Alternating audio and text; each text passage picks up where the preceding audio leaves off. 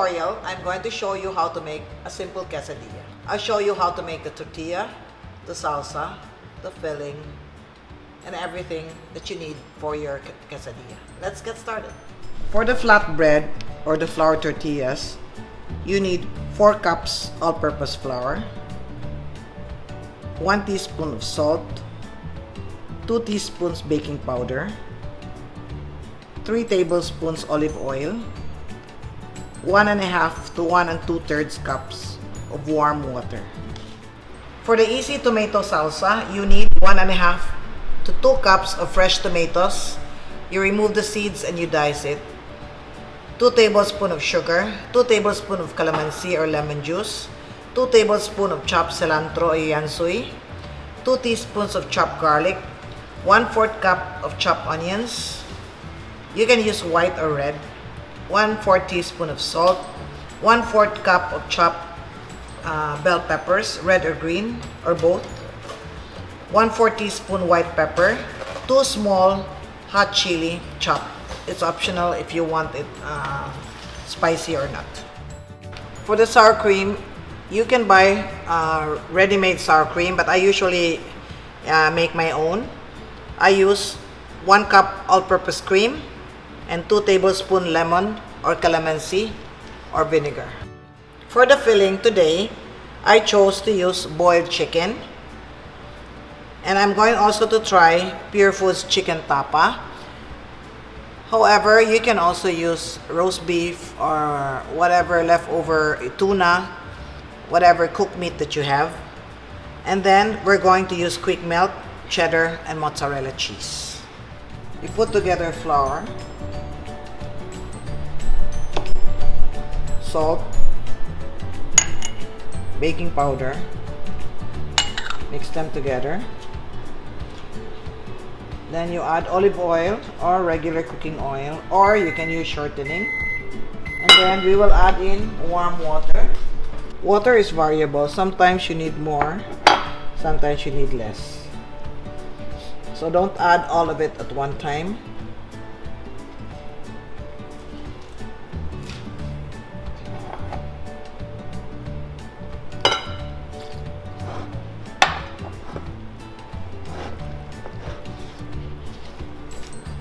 Okay, let's mix this by hand. Okay. You mix the dough only until it binds. You don't have to mix it until it's very smooth. Alright, like this, because this one has baking powder. It doesn't have yeast.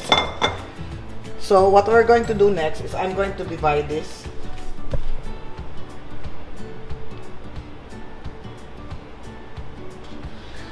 I made about 70 grams each. Alright, it depends. If you want smaller ones, 60 will do, but I think 70 is better. And then you just do it this way, form it into a ball. It doesn't have to be a smooth ball, just a ball. And then you let this rest. At 70 grams, I was able to make 15 pieces. Alright, then we cover this. We have to let this rest for about maybe 30 minutes. You can rest it longer, at least 30 minutes. You can also prepare this the night before and then put this in the refrigerator. The following day, you roll this out. Right? So this will not rise. This will just, the dough will just relax. Okay? So let this rest. This is the flour tortillas. It has already rested. So you dust. You try to make this as round as you can. To make it round, every quarter, you make a quarter turn every time you roll.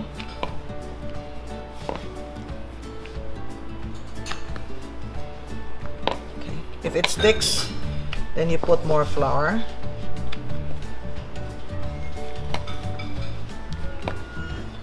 If you want them perfectly round, you can cut this with a cutter, but I tell you, when you cook it, it's still not going to be perfectly round.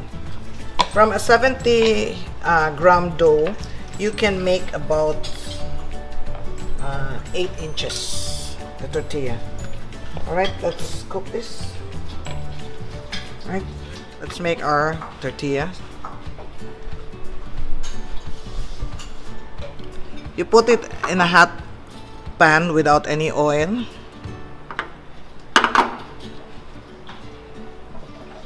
Here you can see they're creating bubbles. So actually this one, the layers are separating. So if you cut it open, there's a hole in the middle, in the center.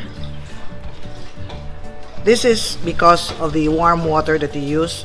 It created steam which made the dough separate. So here you can flip it, or you can just turn this over. It takes only a few minutes to cook this. All you have to do is put everything together. I have here tomatoes. Make sure you use ripe tomatoes. I have here cilantro or yansoy. Use the leaves and the stems. Sile or chili. Bell pepper. This bell pepper came from the can because I wasn't able to buy fresh ones. And then we have onions, garlic,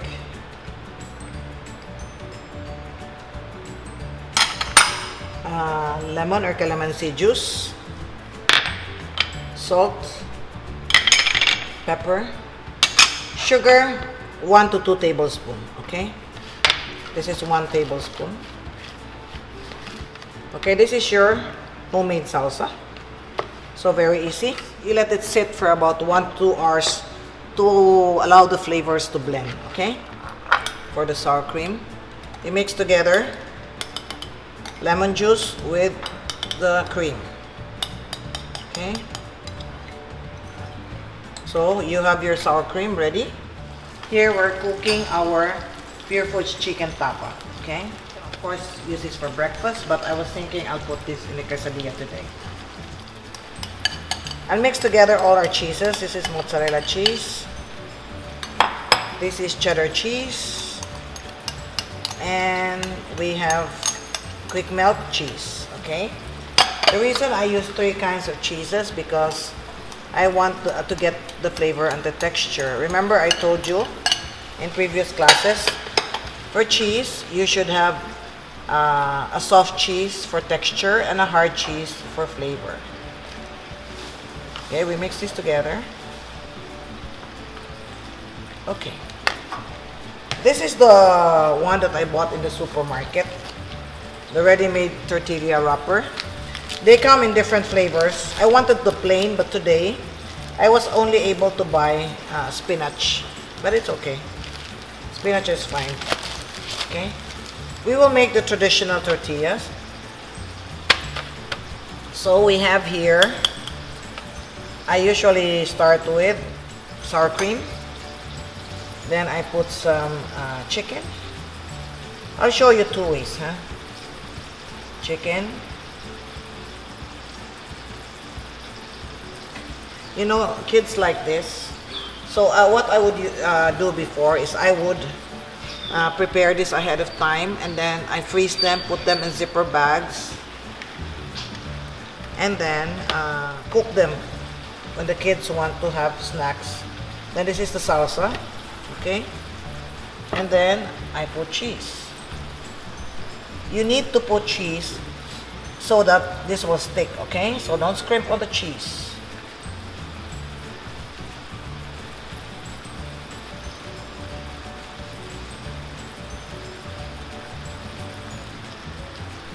And then fold this.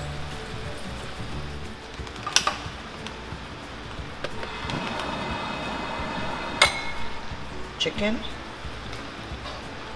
This is just boiled chicken. You can also saute ground beef or whatever you have available. The salsa.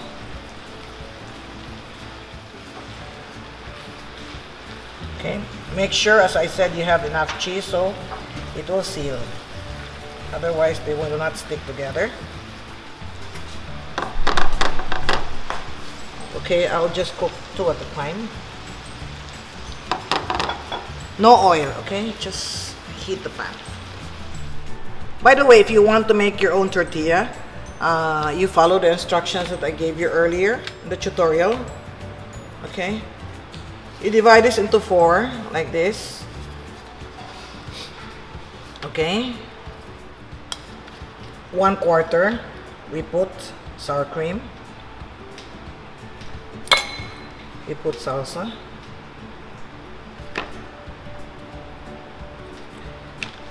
And then we close this. Chicken tocino.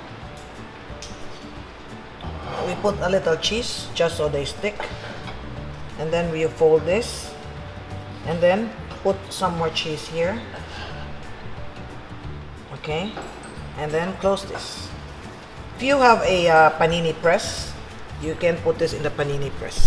I have many recipes to share with you. If you're interested, please like, share, subscribe, and click the notification bell so you can be alerted when a new video is uploaded. Once the other side browns and gets a little toasty, you can turn it over and press it down so the cheese will stick. Okay?